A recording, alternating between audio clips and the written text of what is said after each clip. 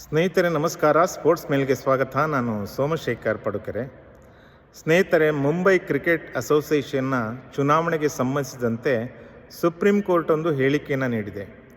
Cricket ಸಂಸ್ಥೆಗಳಲ್ಲಿ cricket ಬಗ್ಗೆ ಅರಿವಿಲ್ಲದವರು ಅಧಿಕಾರದಲ್ಲಿರುವುದು ಸೂಕ್ತವಲ್ಲ ಎಂದು. ಇದು ಬರೇ ಹೇಳಿಕೆಯೋ ಅಥವಾ ಇದು ಕಾರ್ಯರೂಪಕ್ಕೆ ಬರಬಹುದೋ ಎನ್ನುವುದು ನಮ್ಮ ಮುಂದೆ ಇರುವಂಥ ಒಂದು ಪ್ರಶ್ನೆ ಆಗಿದೆ.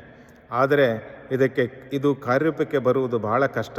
ಯಾಕಂತ ಹೇಳಿದರೆ, ಈ ದೇಶದ ಕ್ರಿಕೆಟ್ ಮಾತ್ರವಲ್ಲ, ಇತರ ಕ್ರೀಡಾ ಸಂಸ್ಥೆಗಳಲ್ಲೂ ಕೂಡ ರಾಜಕಾರಣಿಗಳು ತಮ್ಮ ಪ್ರಭುತ್ವವನ್ನು ಸಾಧಿಸಿರುವುದು ಗಮನಾರ್ಹ.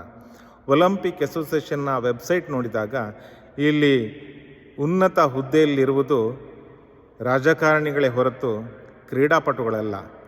ಇದು ಭಾಳ ಹಿಂದಿನಿಂದಲೂ ನಡೆದುಕೊಂಡು ಬಂದ ಪದ್ಧತಿ ಈವಾಗಲೂ ಮುಂದುವರಿಯುತ್ತಿದೆ. ಕರ್ನಾಟಕದಲ್ಲಿ ಕರ್ನಾಟಕ ಅಮೆಚೂರ್ ಅಥ್ಲೆಟಿಕ್ ಅಸೋಸಿಯೇಷನ್ನ ಗೌರವ ಅಧ್ಯಕ್ಷರು ಈ ರಾಜ್ಯದ ಗೃಹ ಸಚಿವರಾದಂಥ ಡಾಕ್ಟರ್ ಜಿ ಪರಮೇಶ್ವರ್ ಅವರು. ಕರ್ನಾಟಕ ಒಲಿಂಪಿಕ್ ಅಸೋಸಿಯೇಷನ್ನ ಅಧ್ಯಕ್ಷ ಮತ್ತು ಕಾರ್ಯದರ್ಶಿ ಹುದ್ದೆಯನ್ನು ಗಮನಿಸಿದಾಗ ಅದು ರಾಜಕಾರಣಿಗಳಿಂದ ಕೂಡಿದೆ. MLC ಕೆ ಗೋವಿಂದರಾಜ್ ಅವರು ಕಳೆದ 22 ವರ್ಷಕ್ಕೂ ಹೆಚ್ಚು ಕಾಲ ಈ ಸಂಸ್ಥೆಯಲ್ಲಿ ಅಧಿಕಾರದಲ್ಲಿದ್ದಾರೆ.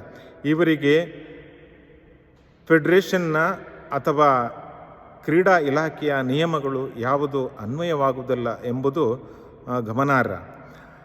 ಇದಕ್ಕೆ ಮುಖ್ಯ ಕಾರಣ ಕ್ರೀಡಾಪಟುಗಳೇ ಆಗಿರುತ್ತಾರೆ.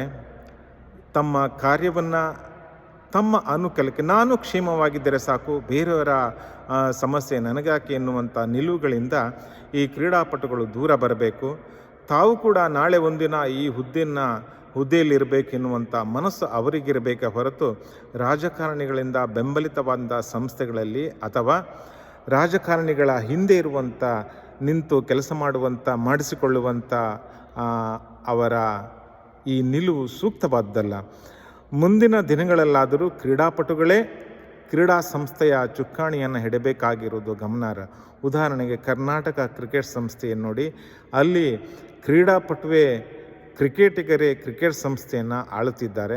ನಿಜವಾಗಿಯೂ ಇದೊಂದು ಸ್ವಾಗತಾರ್ಹ ಬೆಳವಣಿಗೆ. ಇತರ ಕ್ರೀಡಾ ಸಂಸ್ಥೆಗಳಲ್ಲಿ ಕೂಡ ಇಂಥದೇ ಒಂದು ಬೆಳವಣಿಗೆ ನಡೆದರೆ ಕ್ರೀಡೆ ಈ ದೇಶದಲ್ಲಿ ಉದ್ಧಾರ ಆಗಬಹುದು ಎನ್ನುವಂಥ ಒಂದು ಆಶಯ. ನಮಸ್ಕಾರ.